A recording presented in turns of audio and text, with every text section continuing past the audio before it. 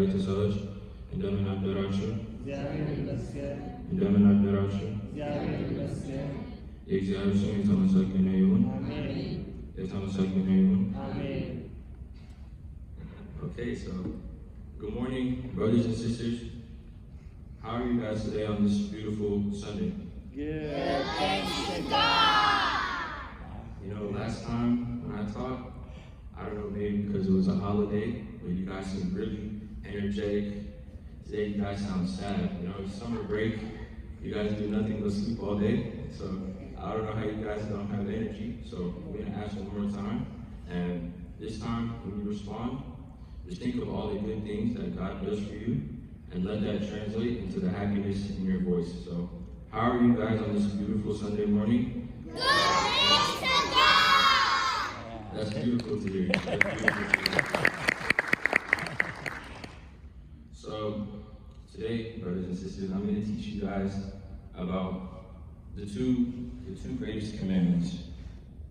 Now, when we're kids, you know, we learn about the 10 commandments, and you know, we learn about all the rules in the Bible. And then I come here today and I say, oh, we're only going to learn about the two best ones. You're probably thinking, what about the other, everything else that I learned? Does it matter? What did I learn it for?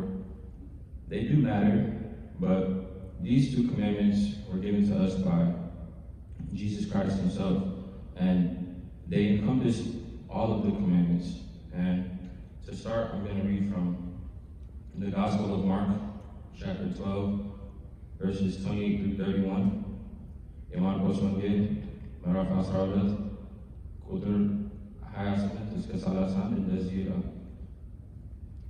One of the teachers of the law came and heard them debating. Noticing that Jesus had given them a good answer, he asked them, of all the commandments, which is the most important? The most important one, answered Jesus, is this: Hear, O Israel, the Lord our God, the Lord is one. Love the Lord your God with all your heart, and with all your soul, and with all your mind, and with all your strength. The second is this: love your neighbor as yourself. There is no commandment greater than these. Now, like I said earlier, you're probably thinking, that's it? Like these two? Like the Bible is like what? Big book, and these are the only rules that matter from this whole book? That is not the case. If you take a deep dive into these verses, which we're going to today, you're going to see what these verses truly mean. So let's start at the first commandment. Love the Lord your God with all your heart, and with all your soul, and with all your mind, and with all your strength. Now this seems self-explanatory, you know? Like, why shouldn't we love God? You know, God does everything for us. The sole reason that we are here today, that we're alive, is because our God has blessed us with life. Our God blesses us continuously. The reason that we have eternal life and salvation is because of our God sacrificing himself for us. But how do we love God? Because it says to love God and to put God first. So how do we love God? If we go to the Gospel of John, chapter 14, verse 21, Yohanes Wangel, ምዕራፍ 14 ቁጥር 21, it says this: Whoever has my commandments and keeps them, be it is who loves me, and he who loves me will be loved by my Father, and I too will love them and show myself to them. So Jesus Christ, our God, tells us himself, if you follow his commandments, and God the Father, as a result, will love you, and so will Jesus himself. Not only does he promise us his love, but he also promises that he'll manifest into our lives as a result. And this is a really big blessing. And it is a result of what? Of loving God and putting God first. Nothing in our life is more important than loving God. It is so important that Jesus emphasized it by saying, with all your heart, your soul, mind, and strength. This isn't normal love. When we think normal love, we just think, oh, with our heart, oh, I love her, I love him. No, this is everything physical. Anything physical that you can use your body for, dedicate it to loving God with your physical strength, with your heart, with your mind, with your soul, your spirit. Dedicate that to loving God.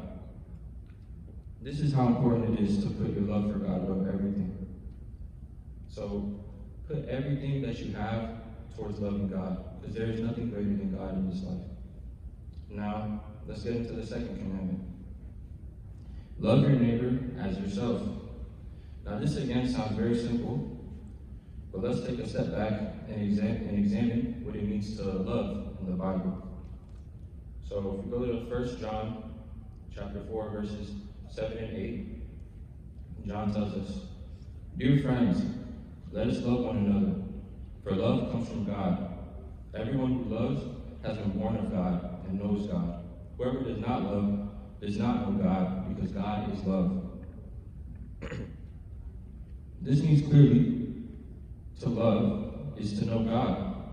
So before John makes this conclusion, he says, "Dear friends, let us love one another."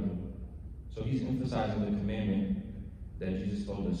So this means when we uphold the second commandment and we love our neighbor, we show God that we know that he is our Father and we accept him and that we are obedient.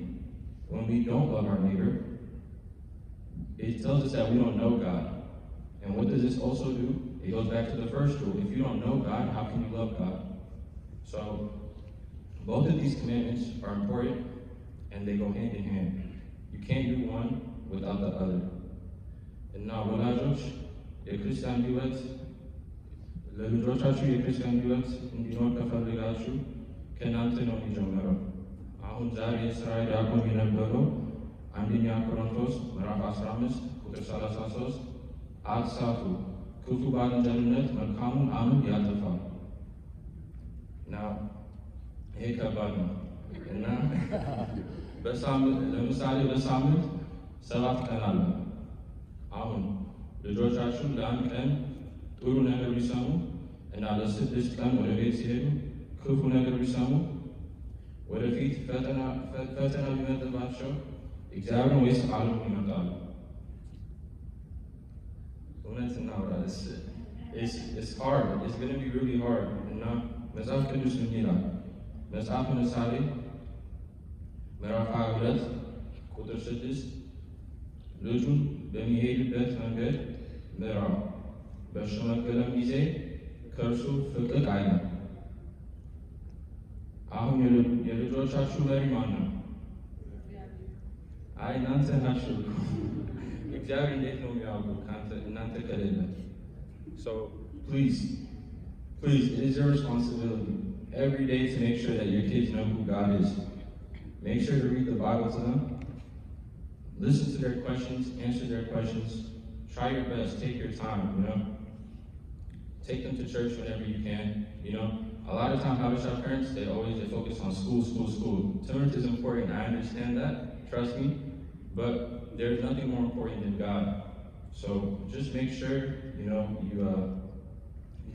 take your time with them. If they have questions, even if you don't know the answer, I'm here, Abba's here. We're always gonna take the time to answer your questions, especially for the kids, because they're the future of our church. And just know that you guys aren't alone. We're here as a community, and we're here to help you guys. And I know the kids are happy today because usually I tell you guys to listen to your parents, but now I'm telling the parents to help you guys. But it's you guys still have to listen to your parents. Don't think that that doesn't stop. They care so much for you, and God included it in His 10 Commandments that you listen to your parents for a reason, and you honor your mother and your father. That 10 Commandments, following that one commandment comes with a reward as well. So it is really important to listen to your parents. Everything that they're doing is for your good, and just remember, during your summer break, try to read the Bible, try your best to get closer to God. Just remember to follow your parents, to love God with everything that you can, and to love your neighbor like you love yourself. Let's go out to the example.